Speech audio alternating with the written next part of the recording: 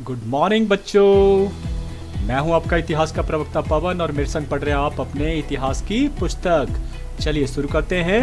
आपने मुझे सब्सक्राइब किया उसके लिए धन्यवाद तो बनता ही है। बेल जब भी बजती है तो मुझे बड़ा अच्छा फील होता है, शायद आपको भी होता होगा। आप इसी तरह बजाते रहिए। अध्याय 4 हम पढ़ रहे हैं, विचारक, विश्वास और इमारतें। भाई इसका दूसरा पार्ट मैं आप तक पहुंचाने वाला हूं। दूसरा इसका मतलब पहला पार्ट आप तक आ चुका है, पर पहला पार्ट आपने ध्यान से सुना भाई, तो उसका टेस्ट छोटा सा हो जाए तो ये सुमेल करने के लिए है। आज जो सुमेल करेंगे आप इन शब्दों का, कहीं ना कहीं इन शब्दों के साथ जो मेल है, कौन सा शब्द है जिसके साथ मेल खाता है, क्या सांची स्तूप 108 के साथ है, तो ये आपको चेक करना है। चलिए फटाफट कर लीजिए। पहले सांची स्तूप से शुरू करते हैं, फटाफट देखिए और किसके साथ। यस, और सही उत्तर है बौद्ध धर्म के साथ, क्योंकि सांची स्तूप जो है वो बौद्ध धर्म से संबंधित है, जहां महात्मा बुद्ध की अस्थियां रखी गई थी। यस, अब आता है सातवाहन। सातवाहन शासकों ने ऐसा क्या किया था भाई इनमें से, और वो था तोरण को बनाना। 4 जो तोरण बनाए गए थे, ये तोरण दरवाजे, ठीक है। अब बात करते हैं मेजर अलेक्जेंडर कनिंघम, एक अंग्रेज अधिकारी थे। उन्होंने क्या किया था भाई? यस, उन्होंने एक पुस्तक लिखी थी जिसका नाम था फिलसाटॉपस।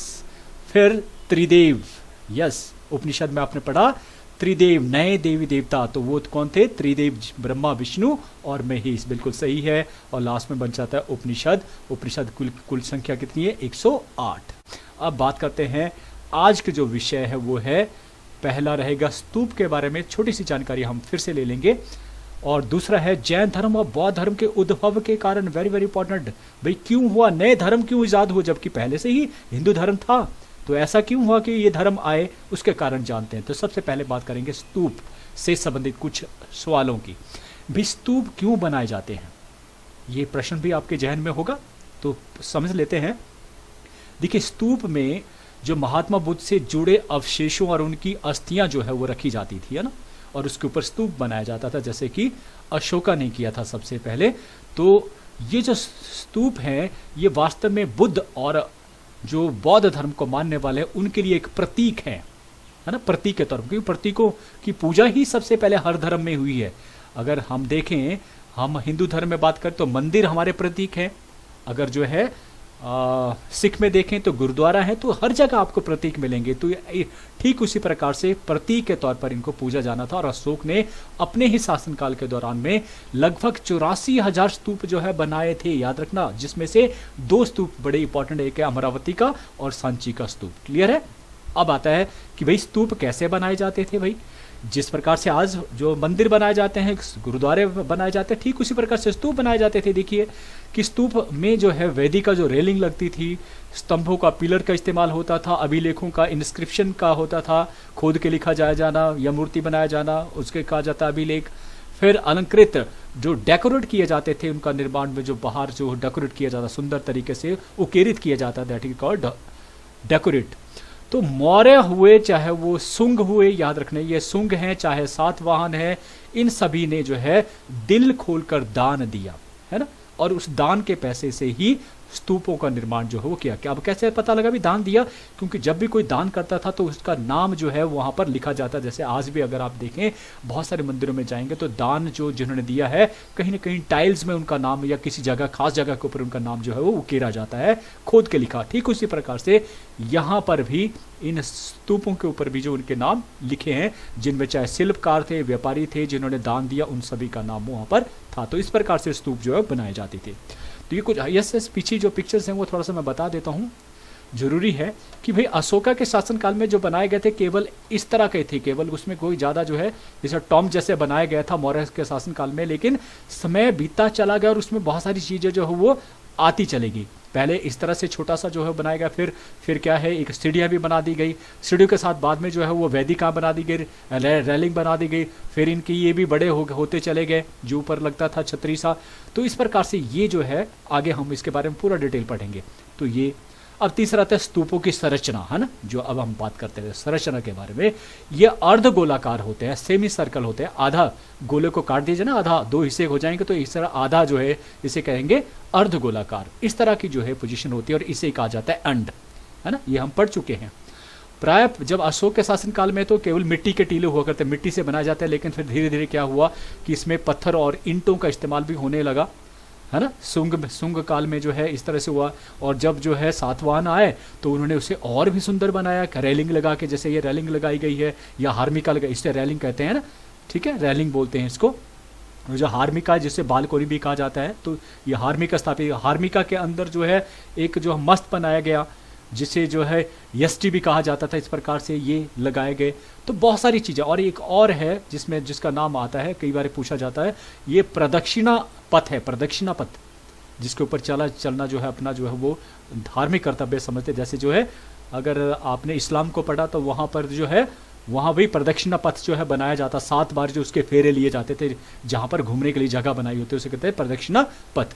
तो ये हर जगह प्रतीक में जहाँ भी आपको मिलेगा, मंदिर में भी अगर आप जो है राउंड लगाने के लिए जो जगह आपको मिलेगी वो भी प्रदक्षिणा पथ माना जाता है। तो ये सारी चीज़ें जो है, ये रेलिंग होगी जिसे वैदिका कहा जाता था, ये तोरण दरवाजे जिसे बनाया था सातवाहन शासकों ने। तो इस प्रकार से ये इस तरह की संरचना जो है वो स्तूप की होती है।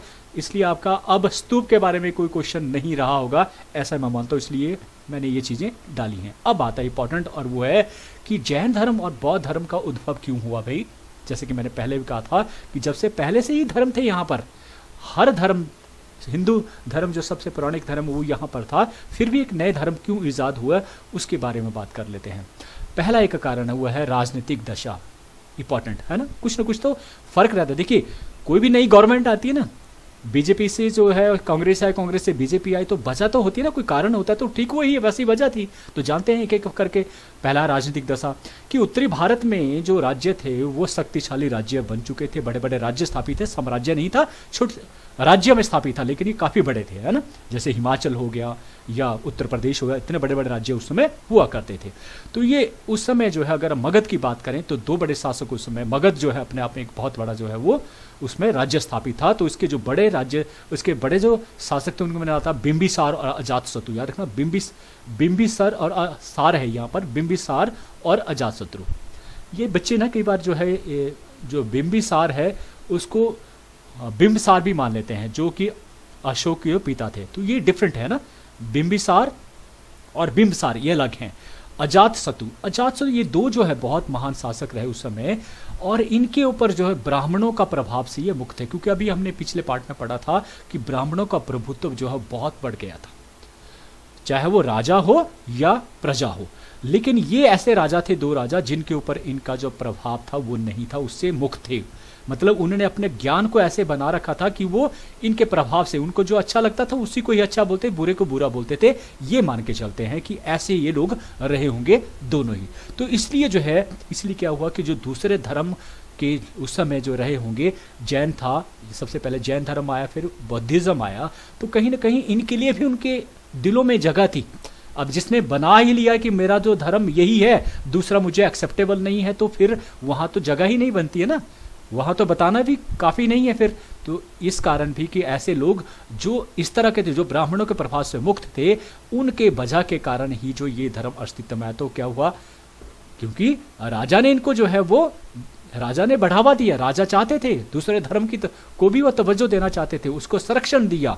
संरक्षण होता है अपने जैसे बच्चों को जो है अपने अधीन जो है बड़ा करना, वो संरक्षण कहलाता है। कोई इसको हार्म ना करे, कोई क्षति ना पहुंचाए, तो उसे कहते हैं संरक्षण देना। तो वैसे ही इन्होंने इस धर्म को भी संरक्षण दिया, जो नए धर्मों को। इसलिए जो है वो पहला कारण हम पढ़ रहे हैं कि उद्भव क्यों हुआ, तो इन राजाओं के कारण। किसके कारण भाई, कौन राजाओं के नाम बात करें हमने, बिंबिसार और अजातशत्रु, कहाँ के, मगध के। और मगध उस समय सबसे बड़ा राज्य उस समय स्थापित था। अब आता दूसरा, हिंदू धर्म में जटिलता, जिसकी बात हमने कर चुके हैं।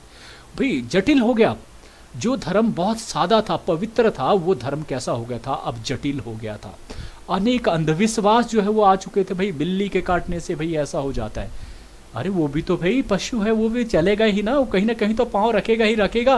रात को भी कई दफ़ा वो इधर से उधर लांगा होगा आपकी पौड़ी के पास, आपके जहाँ से आप निकलते हैं। तो भाई ये जो अंधविश्वास थे इनका, इनके जीवन में देखिए, एक और मैं एग्जाम्पल देता हूँ। हमारे ग्रंथों के अनुसार यह कहा गया कि भाई आप अगर समुद्र को लांघोगे तो अपवित्र, उस व्यवस्था को कहा गया कि ये गलत होगा, धर्म के खिलाफ होगा। तो हुआ क्या कि ब्रिटिश लोग उस समुद्र को लांघ कर ही दक्षिण की तरफ से वो आए और पूरे भारत के ऊपर उन्होंने अपना साम्राज्य स्थापित कर दिया। तो भुगतना पड़ा ना हमें अपनी अंधविश्वासों के कारण ही ऐसा सहन करना पड़ा ना। ये केवल एक ही बात नहीं है, बहुत सारे कि केवल एक ही जात के जो लोग हैं केवल वही जो है शक्तिशाली हो सकते हैं, वही जो है वो रक्षा कर सकते हैं। ये भी तो एक अंधविश्वास ही था ना। अरे कोई एक ही बेटे के जो है, एक ही पिता के जो है बच्चे, कोई ताकतवर भी होता है और कोई जो है कमजोर भी होता है, कोई डरता भी है।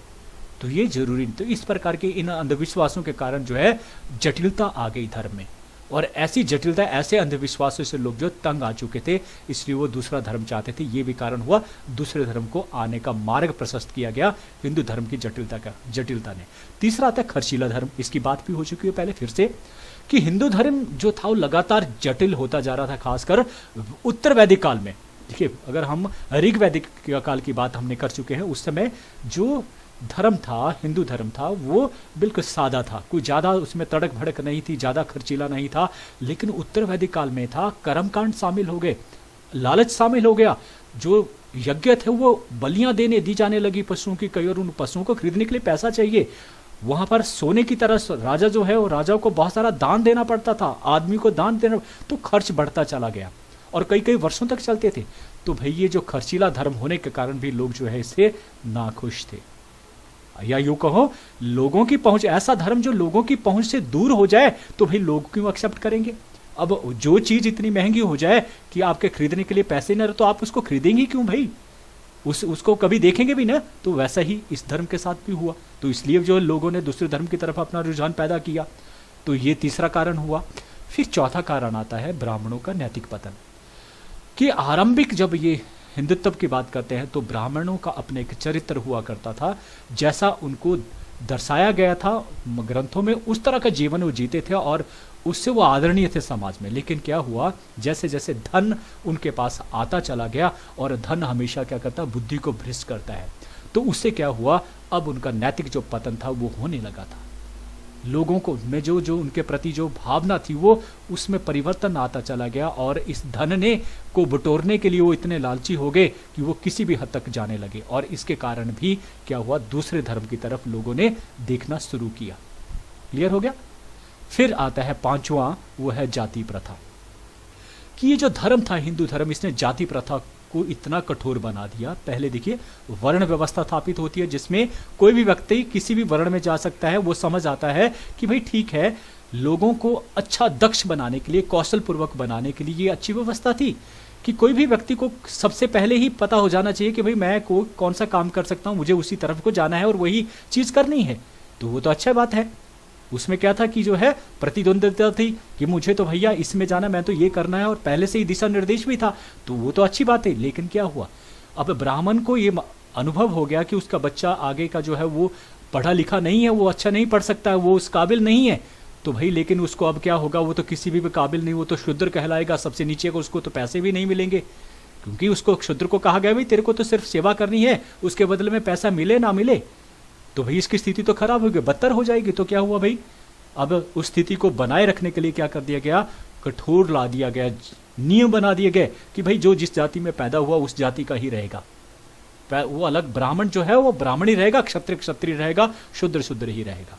तो ये जो कठोरता थी, ये जो कास्ट सिस्टम जो है जो शुरू हो गया, इस वजह के कारण जो सबसे निचले जाति के जिन्हें शूद्र कहा जाता था, जिन्हें किसी भी प्रकार का अधिकार नहीं था, पढ़ने का अधिकार नहीं था, जो भी करेगा उसका मालिक ही करेगा, उसका भविष्य उनके हाथ में था, और वो केवल यहाँ पर जीवन जो उनकी इच्छा से ही जीते थे। तो सोचिए ऐसी स्थिति में वो क्या करेगा, शूद्र जो चाहेगा कि वो किसी धर्म दूसरे धर्म में चला जाए इस धर्म के बजाय। तो वैसा ही हुआ। ये पांचवा जो है वो पांचवा कारण बना, किसके लिए हम बात कर रहे हैं कि बौद्ध धर्म और जैन धर्म क्यों आया। तो ये पांचवा कारण।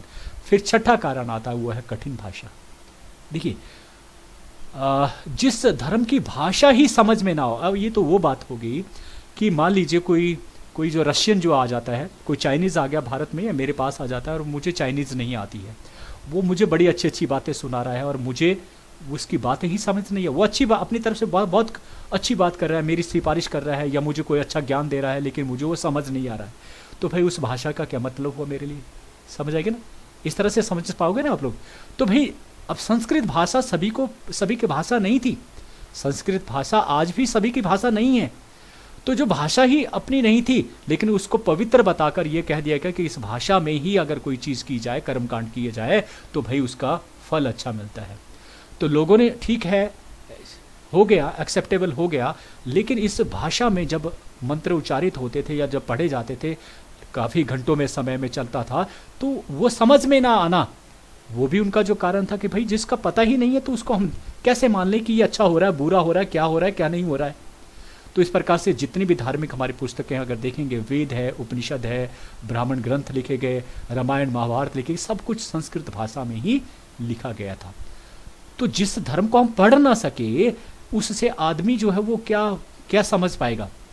तो इस प्रकार भी जो रिश्ता था धर्म के प्रति हमारा, जो प्रागाढ़ होना चाहिए, समझ आना चाहिए था, वो नहीं आया। और ना समझ होने के कारण भी लोग जो है इस धर्म से दूसरे धर्म की तरफ उन्होंने रुझान किया। क्योंकि जब बुद्धा ने लोगों की आम भाषा में, जो लोग समझते थे उनकी आम भाषा में ही उनको ज्ञान दिया, तो वो समझ पाए भाई ये सही बोल रहा है। एक संस्कृत बोल रहा है, उसको समझ में नहीं आ रहा, वो क्या बोलेगा भाई सही है, तो भाई उसको पता लगा ये सही बोल रहा है, हमारी भाषा में मुझे समझ आ रहा है और अच्छा बोल रहा है। तो इसलिए जो है ये धर्म चले, और इसके कारण भी ये कठिन भाषा भी इसका कारण बना। फिर सातवां आता है जादू टोने में विश्वास, कि उत्तर वैदिक काल में इतने जादू टोने स्थापित हो गए, अंधविश्वास स्थापित हो गए कि लोग तंग आ गए भाई कि कैसा जीवन है ये। आज भी देखिए आप, मैंने इसलिए पिक्चर्स लगाई है कि कहाँ आप पढ़ते हैं भाई, कभी शिक्षक ने आपको, जितनी आप किताबें पढ़ी, मोटी मोटी किताबें आपने पढ़ी, कहीं आपने पढ़ा भाई कि भाई चंद्र एक समय ऐसा होता है उस दिन उसको नहीं देखना चाहिए भाई, आपका जो है वो आपका कुछ गलत हो जाएगा। भाई बिल्ली ने रास्ता लांग दिया, गाड़ी को एकदम से ब्रेक लगाया, पीछे से एक गाड़ी और आई, उसने ठोक दिया, भाई गलती किसकी है? गलती आपकी है ना। अरे जानवर है वो तो जाएगा, वो तो जाएगा ना। अरे क्या बात हुई कि वो एक बिल्ली है सिर्फ, तो लेकिन अंधविश्वास, अरे बहुत घरों में लटका हुआ मिलता है भाई, ऐसा करने से क्या हो जाएगा? सोचिए आप, ऐसा करने से क्या हो जाएगा? तो भाई ऐसे ऐसे अंधविश्वासों के कारण लोग जो है वो तंग आ गए थे, और इस कारण भी लोग चाहते थे इन अंधविश्वासों से दूर जाना चाहते थे, तो इसलिए दूसरे धर्म की आवश्यकता हुई। ये हो गया सातवां कारण। और अंतिम कारण था महापुरुषों का जन्म, कि कोई ऐसा प्रतीक आपको मिल जाए, ऐसे लोग आपके बीच में आ जाए, कोई ऐसा गुरु आपके बीच में टकर जाए, तो आप उसके पीछे पीछे ही चलना शुरू कर दे उसके गुणों के कारण, तो समझ लीजिए आपको एक धार्मिक रास्ता मिल गया। तो वैसा ही हुआ। तो महावीर और महात्मा बुद्ध ने जब अपना मुंह खोला, जब उन्होंने कुछ बोला, मैं इसलिए बोलना चाह रहा हूँ, एक बार मुझे भी जो है वो दक्षिण भारत में जाने का मौका मिला, तो मुझे कहा गया था भाई ये दक्षिण के लोग होते हैं, काले कलूटे होते हैं, देखने में भी मज़ा नहीं आता है, क्या करोगे, सुबह दे उनका चेहरा देखोगे। लेकिन भाई मैं आपको बता दूं, जब उन लोगों के साथ मेरा वार्तालाप हुआ ना, तो मैं हैरान रह गया कि मैं कहाँ हूँ और वो लोग कहाँ हैं। उनका ज्ञान, उनका नॉलेज वो हमारे से कई गुना आगे है। जो उनकी रिस्पेक्ट, मैं कहता हूँ मैंने उन दोस्तों से बढ़िया दोस्त नहीं देखे हैं। इतना अच्छे से बात करना, उनका तहजीब, उनकी पहरावा, हम तो सिर्फ पहरावे में ही मर गए उत्तर भारत में। दुनिया भर के फैशन है, आप जाइए केवल मात्र एक लुंगी पहनते हैं और एक कमीज शर्ट के उनको, लेकिन जब वो बोलेंगे ना, जब वो मुख से शब्द बोलेंगे, आप बोलेंगे यार क्या नॉलेज है इस आदमी को। तो मैं वही कह रहा हूँ, तो आप उनके फैन हो जाएंगे। तो इसी तरह से हुआ महावीर के साथ, और इसी तरह से हुआ महात्मा बुद्ध से। उन्होंने जिंदगी में सीखा था भाई, वो उन ऊंचाइयों से आए थे, नीचे से नहीं आए थे, ऊंचाइयों से आए थे। वो राजकुमार थे दोनों ही। उन्होंने उन सुखों को त्याग दिया था जिन सुखों के पीछे आप भागते हैं। तो जब ये लोग आए, उन्होंने सीखा कि भाई जीवन कैसे जिया जाता। उन्होंने कोई धर्म नहीं दिया था भाई, वो अलग चीज़ है। इनके जाने के बाद लोगों ने उनको धर्म दे दिया कि भाई ऐसे जिए जी, तुम भी ऐसे ही जियो। यही तो गलत है ना। उन्होंने जिस तरह से जीवन को जिया, तुम उस तरह से जीने की कोशिश कीजिए, ना कि वो धर्म बना के उसको जीना। भाई बुद्धा ने सीखा ऐसे जिया जाता, और जब उसने सीख लिया तो भाई वही ज्ञान था, वही ज्ञान। उन्हें कोई ऐसा नहीं मिला कि आया कोई, उनको नजर आए कि कोई भगवान आ गया, ऐसा उनको ज्ञान प्राप्त हो गया कि भाई सही मायने में ये है जिंदगी जीने का तरीका। बस वही सिखाना चाह रहे थे वो हम सबको, और वही नहीं सीख पाए। हम तो केवल वो तरीके सीखे जो हमें अच्छा लगता है कि ये सीख लें, हम इस तरह से बन जाए तो हम बौद्ध होंगे, ऐसे हो जाएंगे तो हम महावीर कहलाएंगे, हम बाल को नोचेंगे तो महावीर होंगे। हम इन क्रियाकलापों में पड़ जाते हैं, ना कि ये देखना कि उन लोगों ने कैसे जिया अपने जीवन को। तो ये महापुरुषों के जो जन्म हुए ना, महावीर और महात्मा बुद्ध, इन्होंने जीवन में कुछ ऐसे काम किए थे जिनसे लोग प्रभावित हुए। तो उन्होंने सबसे पहले अपने जीवन में वो किए थे वो परिवर्तन, और फिर लोगों को उनको करने के लिए कहा, तो इसलिए लोग जो है उनके अनुयायी बने। तो भाई ये 8वां कारण था। हमने बात करी बुद्ध और जो जैन थे, ये 2 धर्म स्थापित हुए, इनकी तरफ लोगों के जाने के रुझान कारण क्या था, वो 8 कारण जो है, और ये कई बार प्रश्न जो पूछा जाता है। तो अंतिम आपके लिए जो लाइन है वो ये है कि इच्छाओं का कभी अंत नहीं होता। अगर आपकी इच्छा पूरी होती है तो दूसरी तुरंत जन्म ले लेती है, बुद्धा ने कहा था।